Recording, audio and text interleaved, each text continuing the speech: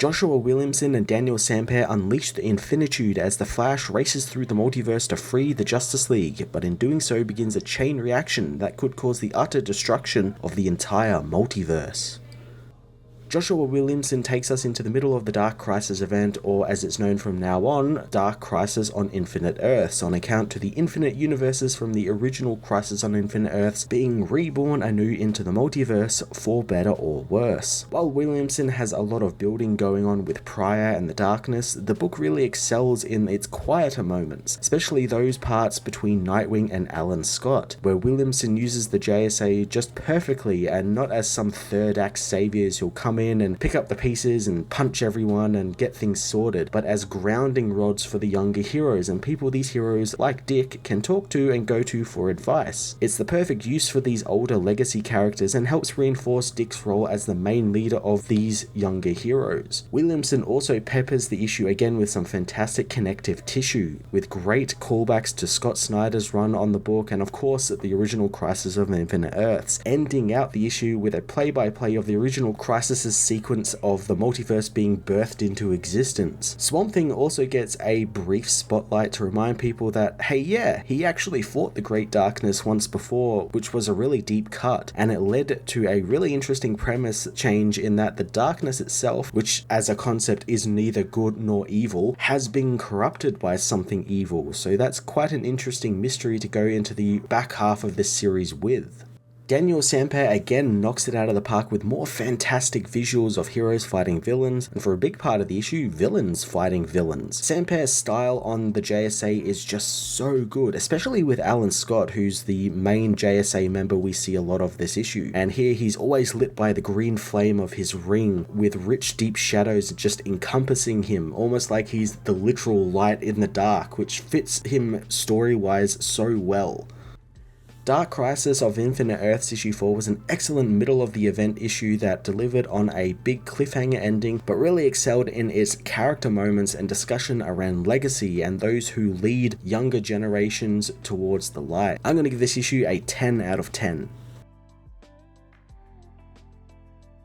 Dark Crisis on Infinite Earths issue 4 sees Hal Jordan confront the Lanterns of New Earth Sector John Stewart. The Lanterns think him to be Parallax, a name Hal hates, as he tells Kyle Rayner that he isn't real, he's just a construct like everything else in this world. He asks if they think they have a stronger willpower than the real deal, as Hal is smashed into the ground by a hammer construct, told by Jason Todd that he is brave to face the darkness without his ring. The Flash arrives, telling the Lanterns that Hal is both brave and bold, as he knocks the Lanterns down. He tells Hal that his pilot's jacket really makes him stick out like a sore thumb as the friends reunite, and Barry explains that Wally found him in the multiverse. They begin sharing what they know about Prior and how he has trapped the Justice League. Barry says that he raced to each of the worlds the League are trapped on, studying them since each of the members have always been a nexus in the multiverse, and Prior has trapped them in worlds they wouldn't want to leave, so he could harness their energy to power something really explosive. Barry thinks that someone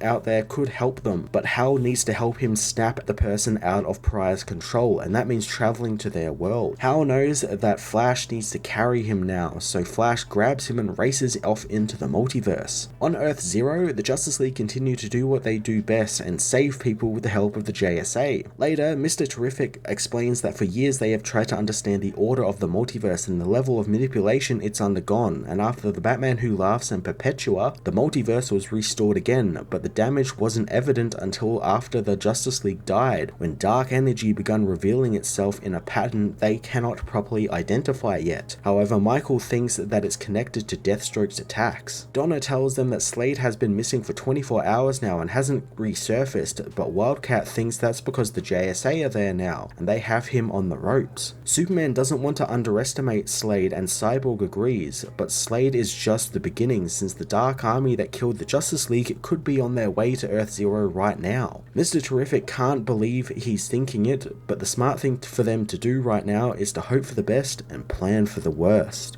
Nightwing meanwhile continues to stay by Beast Boy's bedside, told by Alan Scott that him feeling sorry for himself isn't helping him or Garfield, and if they don't do anything, Beast Boy won't have a world to wake up to. Dick thinks that Garfield thinks he's dead, so that's why he isn't waking up, and the trauma of Deathstroke's attack was too much for him, and even for everyone else. He thinks that he failed his friend, but Alan tells him the story about how he saw the Flying Graysons before Dick was even born, finding them amazing and fearless, and while Gotham was a rough town, Dick's parents still performed regardless and had everyone's eyes on them, just like Dick does now. Nightwing tells Green Lantern to use his ring to lead them out of the darkness and create a new league, or Justice Society, to save the multiverse. Alan, however, knows that they don't need a fancy title or team name, and while Justice League and Justice Society have their meanings, Dick doesn't need them to be a hero. He knows that Superman has gathered some great heroes, and he can see experienced heroes mixed in with new ones who just want to help out, and they want to show that they can carry on the legacy of those who have fallen, but they need the man who did that first to show them. Dick thinks that with Slade toying with him and the Titans and everyone else, it's going to take a lot more than smiles and optimism to beat him, and this isn't just Slade holding a grudge, it's something much darker. At the Hall of Doom, Gorilla Grodd demands to know how they can trust Black Adam since he's been working with the Justice League. Adam reminds him that the League are dead, as Lex tells Grodd to back down since Adam has given him assurances that his time amongst the League was just a minor flirtation. Adam explains they've all worked together in the past when the League hasn't stepped up, so they need to do it again since the Legion of Doom are their only hope. Captain Cold refuses to let Deathstroke and some C-listers show them up, but Cheetah asks why newbies like Punchline are there on the Legion, but Lex stops their fighting, telling the others that he and Vandal Savage observed many of the multiverse's truths while with the totality, one of which was the Omniverse was false, and when it was created, an imbalance in the multiverse happened, which Pryor has been manipulating. Grodd wants Slade to finish his mission and to kill all of the heroes, and then they can swoop in and destroy the victors when they are in a weakened state. Suddenly, the base is blown wide open as Slade and the Secret Society of Supervillains arrive. Slade says that the darkness knows all, and it foresaw the Legion aligning itself against him. He asks the Legion to join him and burn it all down together, as Black Adam points out the chains around the villains is the same thing the Dark Army that killed the Justice League had. The Legion attacks the Secret Society as Pryor watches on, knowing it's only a matter of time now, and he will recreate it all. Kyle and Joe meanwhile keep the dark shadows off themselves, telling Pryor that Hal will win, but Pryor says that Hal has done something unexpected. He's helped him, since Hal's invasion coupled with Flash crossing over from world to world is speeding up his process in his machines, and while they might find the Justice League, they are already out of time. Hal and Barry meanwhile travel the multiverse as Hal questions why Barry's world was like an old family sitcom. Barry knows he's a simple man and wanted something from the simpler times as they arrive at a clockwork city. Hal tells Barry that there is no such thing as simpler times and all you can do is go forward, having been told that by Superman. The heroes figure out that the city they're in is Gotham, thinking while Barry went to a retro world, Bruce goes for misery. Barry thinks that Bruce is a little different in this world, knowing he tried to talk to him before and it didn't end well. Suddenly, a clockwork Batman appears, telling the heroes that they are interfering in his investigation. The Flash races to fight the Batman as Alan Scott meanwhile tells Dick, John and Yara that the Society have always had connections to the spiritual thanks to many of their members being magical, and they were even forced into limbo by some maniac, and it might even happen again to them, and even the green flame on his ring is both science and supernatural. Yara begins to hear whispering as they descend down into the hall's basement. Alan says that ever since coming back from Earth Omega, he has sensed something wrong with the green flame and magic in general. Superman hopes that with magic being involved, it's safe for him down there, but Alan assures him he's amongst friends. The heroes come across a portrait of Zatanna, which is how she is being memorialized along with the Justice League, with Alan telling the heroes that statues of magic users are dangerous, hence why she doesn't have one. A drunk detective Chimp arrives, asking if they are there to recruit any more of his friends to die. Nightwing apologizes for everything, but Bobo thought that after everything they had been through, they would have been done with tragedy, and that he wouldn't have to mourn his friends. Constantine appears, telling them that Bobo will sleep off his drunkenness, bringing the rest of the heroes into the inner sanctum, telling them that they aren't going to try a seance just yet, but before Slade attacked, all magic users got the vibe that the Great Darkness was involved, so they all started either planning or drinking. Nightwing says that Black Adam told them the Great Darkness was controlling Pryor and the Dark Army, wondering if the Darkness is also controlling Deathstroke. The Swamp Things appear and Alec tells them that the Great Darkness isn't a thing of good or evil, and it is just is, having no desire to control anyone. Levi knows that he's only been Swamp Thing for a brief moment, but it seems unlikely a force like the Darkness would concern itself with controlling supervillains. Alec reveals that he has faced the Great Darkness once before, remembering how back during the Crisis of Infinite Earths, he met Alexander Luthor, who told him that the crisis would impact the spiritual dimension and he needed to stop the Great Darkness, so he managed to convince the Darkness to rest a little longer.